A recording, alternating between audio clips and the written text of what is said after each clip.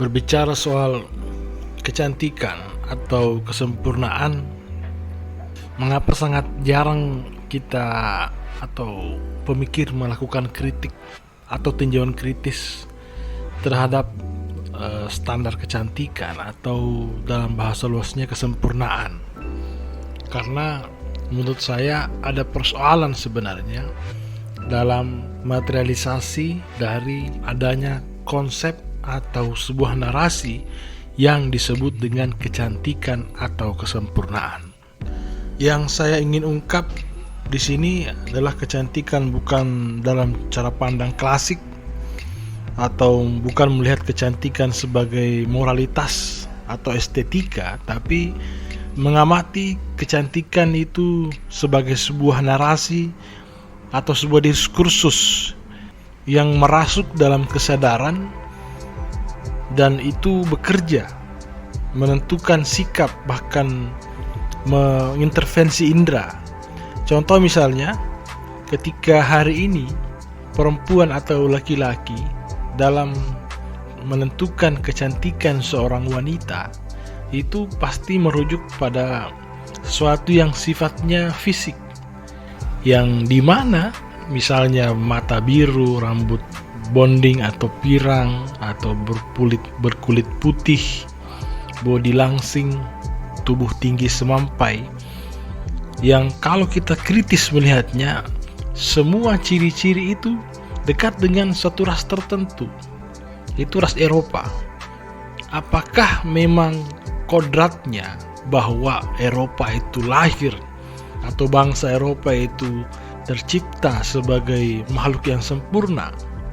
Apakah orang kulit hitam, kulit kuning, kulit merah, atau bangsa Asia, Polinesia itu diciptakan untuk tidak menjadi cantik, sehingga orang-orang di luar Eropa itu harus merujuk kepada standar fisik orang-orang Eropa baru menjadi orang yang dikatakan cantik?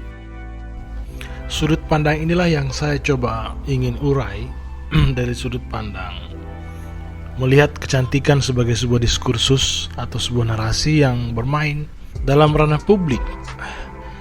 Karena standar kecantikan yang kalau kita melacak dari penjelasan tentang standarisasi pengetahuan atau standarisasi sebuah norma, itu terbentuk bukan alamiah atau kodrati, tapi dia terbentuk secara terkonstruksi. Ada relasi kuasa di balik itu, ada jejaring kuasa yang bermain, sehingga sebuah pengetahuan atau standar kecantikan itu bermain sebagai sebuah narasi yang masuk pada kesadaran masyarakat atau individu, yang kemudian karena standarisasi ini bermain dari durasi waktu yang panjang, akhirnya kemudian standar itu perlahan-lahan kemudian diterima sebagai sebuah kebenaran. Kalau kita melihat ke belakang dari analisis wacana dari Michel Foucault, filsuf dari Prancis, itu membuat analisis bagaimana sebuah narasi itu menjadi sebuah kebenaran itu melalui proses yang disebut dengan proses yang dua tahap yang bergerak bersamaan. Yang pertama adalah dominasi dan marginalisasi. Nah, setiap narasi menjadi sebuah kebenaran itu pasti timpang. Yang pertama, ada sesuatu yang didominasi, yang dibaik-baikan atau yang dianggap baik, dan di saat yang bersamaan pula itu akan menciptakan atau menjelek-jelekkan sesuatu, karena sesuatu yang baik itu akan menjadi ada ketika ada yang buruk. Nah, begitupun dengan standar kecantikan. Kecantikan sebagai sebuah narasi juga seperti itu, di mana kecantikan yang diterima hari ini oleh common sense atau masyarakat umum itu bermain dalam pola yang sama.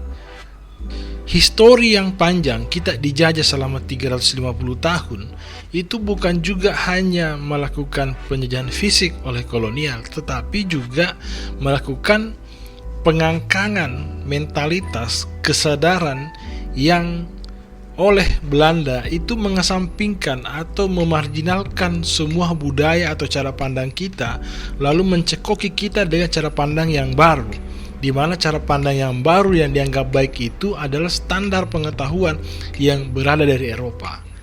Nah, itulah yang disebut dalam bahasa postkolonial. Bagi mereka, orang kolonial itu menyebut praktek pendewasaan.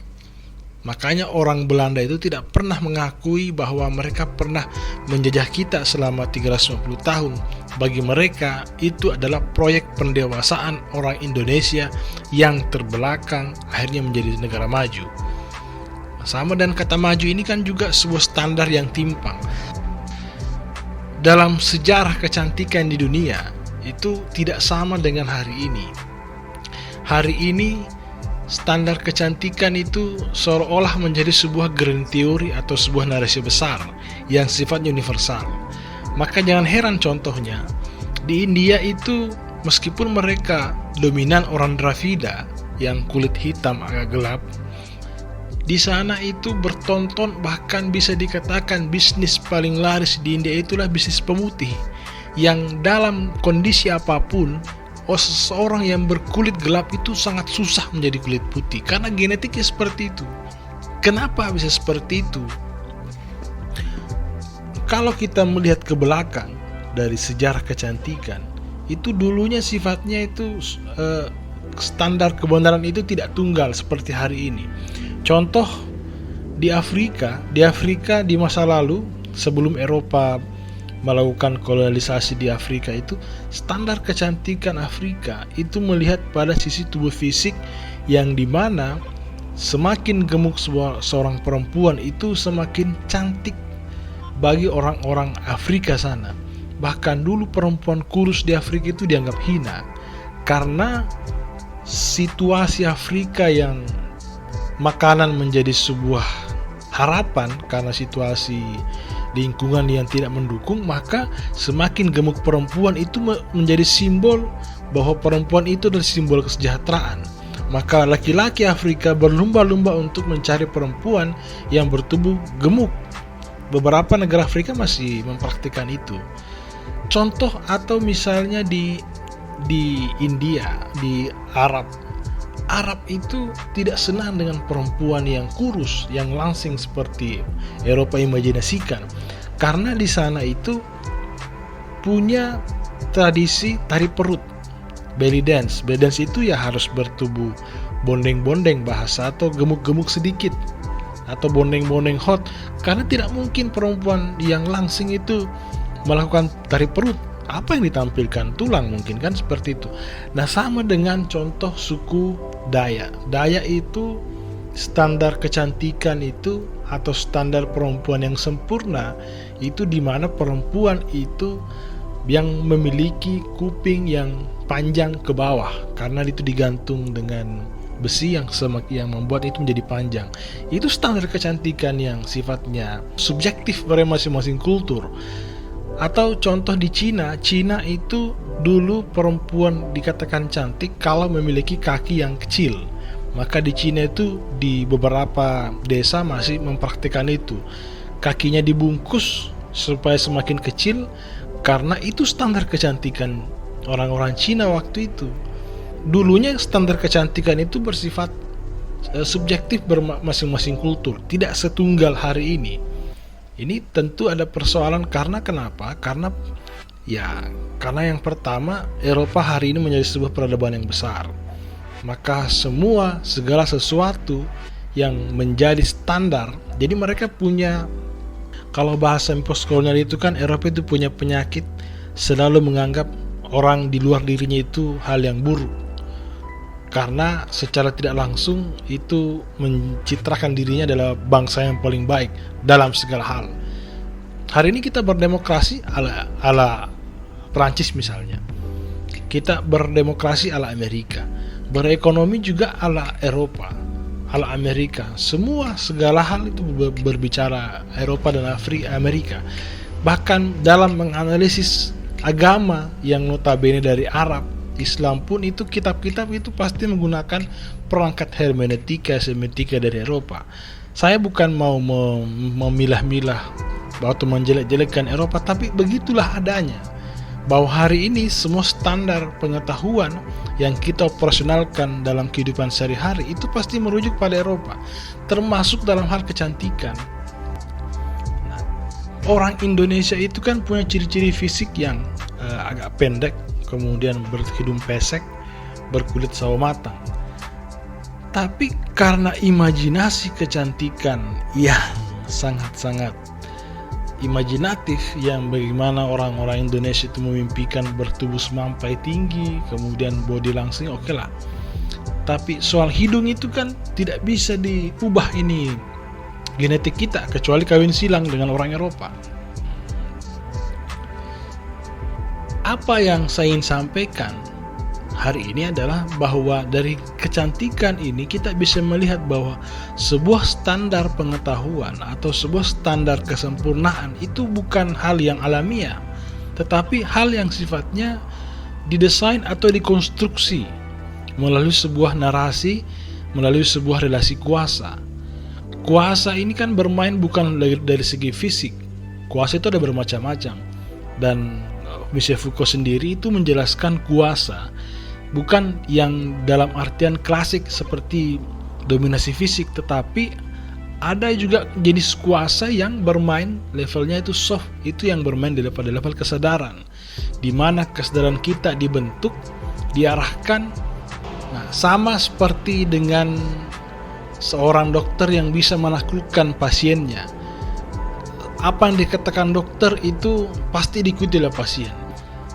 Ketika dokter memberikan resep 3x1, itu pasti ketika di rumahnya itu dijalankan oleh si pasien, karena si pasien ini terpatron dengan si dokter ini.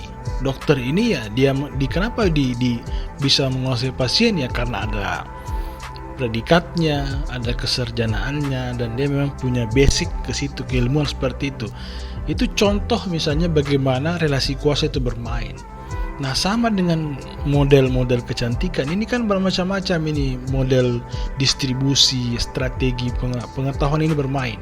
Bisa melalui media, bisa melalui iklan, bisa melalui wacana. Ini kan bermain sehingga yang sebenarnya dalam bahasa pepatah kuno mengatakan bahwa 1000 kali kebohongan itu sama dengan 1 kebenaran. Maka jangan pernah anggap kebenaran itu absolut, karena bisa jadi kebenaran itu dibentuk atau dikonstruksi oleh sebuah kuasa tertentu yang tanpa kita sadari. Karena pengetahuan itu pasti ada kuasa di baliknya, atau dalam bahasa Foucault adalah power of knowledge. Di balik sesuatu yang namanya moralitas, kebenaran, kesempurnaan, itu ada kuasa di balik itu. Dan maka ya itulah gunanya kita belajar dan untuk berpikir, supaya ada analisis kritis, supaya tidak kita terima mentah-mentah apa yang terjadi dan menganggap itu sebagai sebuah kodrati. Dan ingat, ini bukan kodrati, tapi adalah sesuatu yang sifatnya desain.